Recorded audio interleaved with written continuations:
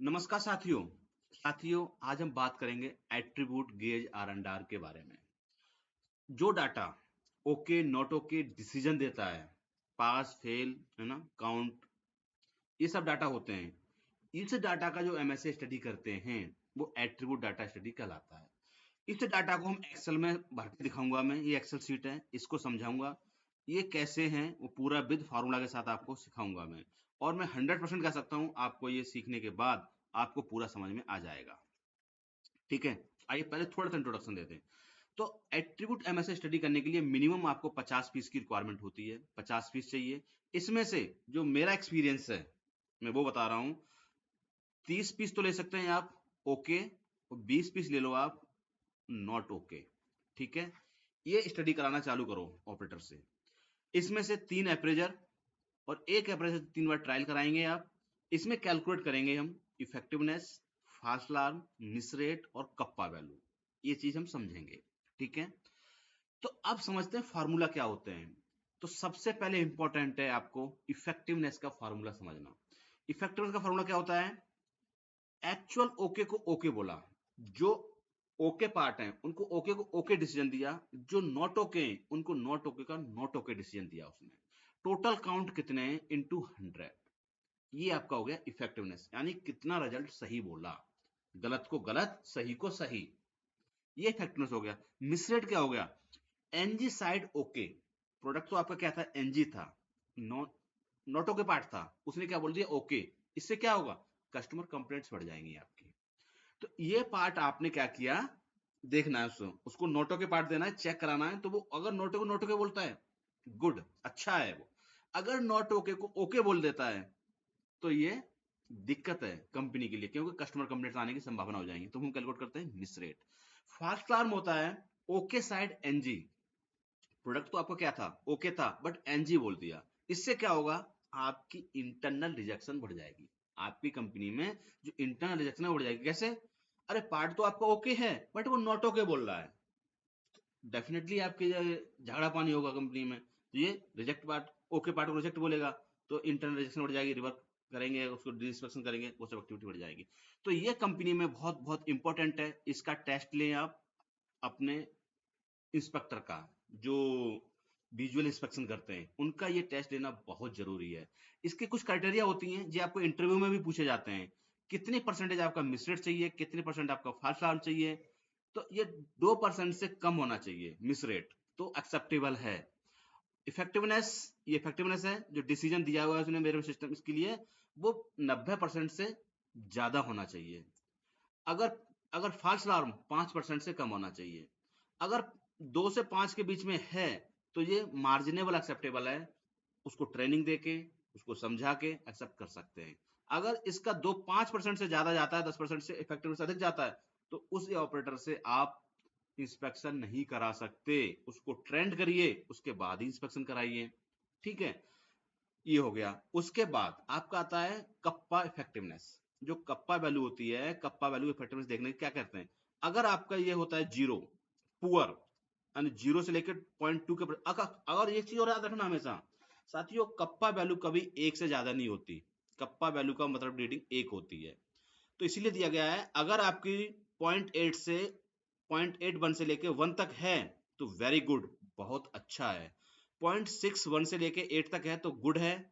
अगर 0.41 से 0.6 तक है तो मैंडेटली एक्सेप्टेबल है। ठीक है, ये आपको दिखाना है। ये आपने समझ लिया, तो ये आपको समझ में आ जाएगा ये। ठीक है, अगर आपकी 0.6 से पुअर है और इतने से ज्यादा है तो फेयर है। अब आपको समझ में आ गया कप्पा वैल्यू के बारे में। अब हम आगे चलते हैं। अब हमने जो सैंपल बताए थे, मैंने बोले थे आपको, ये 30 पार्ट ओके लेने हैं, 20 पार्ट नॉट ओके लेने हैं, टोटल 50 पार्ट लेने हैं।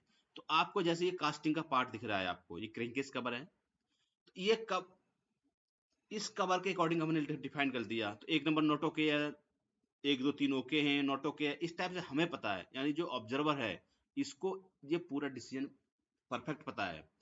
इन इसको पता है, इनको तीनों अप्रेजर हैं, इन तीनों अप्रेजर को इसके बारे में कुछ नहीं पता, कौन सा पार्ट ओके है, कौन सा पार्ट नॉट ओके है। इनको डिसीजन हमें लेना है, इनसे पूछना है कि भाई बताओ ये ओके है नॉट ओके है। मैं अभी आपको थ्योरी समझा रहा हूँ, एक्सेल में जाते हैं अभी हम। ये समझ में आ गया? तो ये 50 पार्ट हमने ले लिए, 50 पार्ट हमें पता है कौन सा ओके है कौन सा नॉट ओके है। इनको नहीं मालूम, इनसे हमें ट्रायल कराना है।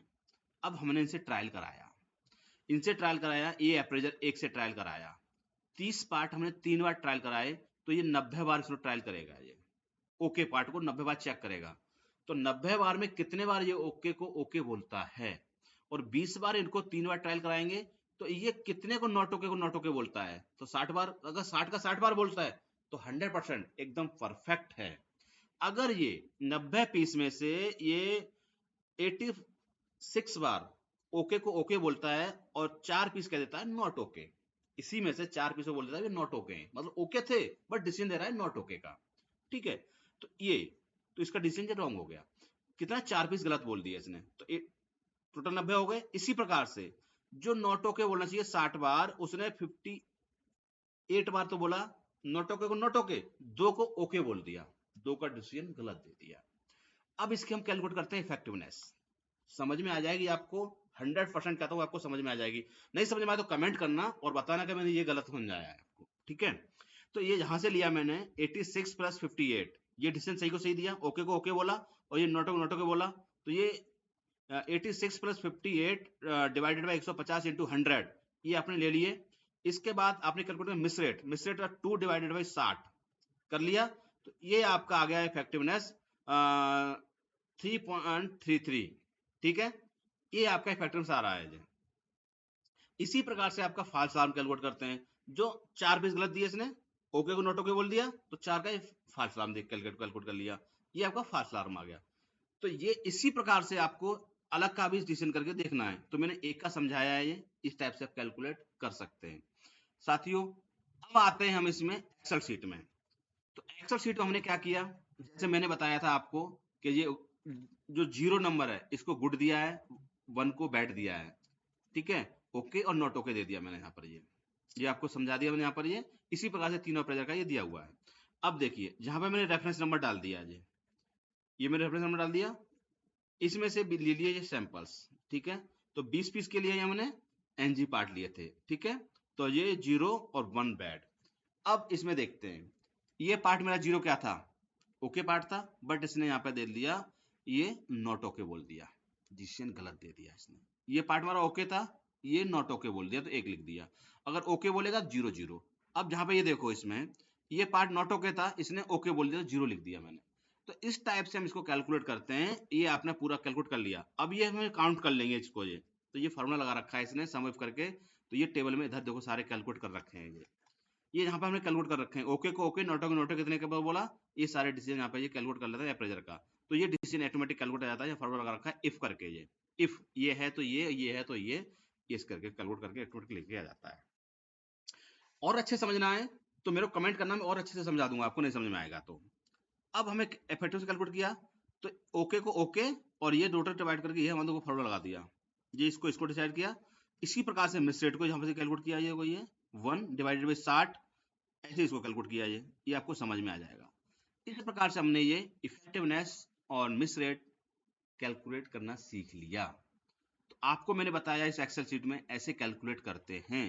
तो अगर आपका जैसे बढ़ रहा है डिसीजन, यहाँ पे 2 आ रहे हैं, या देखो ये एनजी पार्ट में बढ़ाना है, तो ये क्या है, ओके को एनजी बोल दिया, जो पार्ट आपका ये है इसी में यहाँ पे 0 कर दो, तो ये क्या बढ़ जाएगा, एनजी वाला बढ़ जाएगा। देखो ये बढ़ गया, कहाँ लिखा मैंने, ये लिख दिया यहाँ पे। ठीक है, ऐसे ही मैं बंद कर दूंगा तो ये कम हो जाएगा। अगर मैं जहां पे बंद करता हूं तो ये बढ़ेगा, ओके वाला यहाँ कम हो गया, ये इस टाइप से। तो आपको यहाँ पर ये सेटिंग करके देखना है कि हम डिसीजन दे रहे हैं, कहाँ पे डिसीजन दे रहे हैं, कैसे एक्सेल में सेट करना है। आपको ये पता होना चाहिए पार्ट ओके है या नॉट ओके है, ओके को ओके और नॉट ओके बोलना चाहिए, तो डिसीजन सही होता है। अगर इसके हम विपरीत जाते हैं तो डाटा हमारा इसमें। ये आपको कैसा समझ में आया, नहीं समझ में आया तो दोबारा कॉल करना मेरे को, और ये मेरा व्हाट्सअप नंबर दिया गया है, इस व्हाट्सअप नंबर से कॉल करके मेरे से जुड़ सकते हैं। ये व्हाट्सअप नंबर दिया है, इसी नंबर से कॉल कर जुड़ सकते हैं मेरे से, और मैं आपको पूरा डिटेल में इसको समझा दूंगा। तो नेक्स्ट जो वीडियो बनाऊंगा मैं आपको ऐसे ही कप्पा वैल्यू के बारे में बताऊंगा, कप्पा वैल्यू कैसे कैलकुलेट करते हैं उसको भी मैं एक एक करके समझा दूंगा पूरी प्रॉपर तरीके से।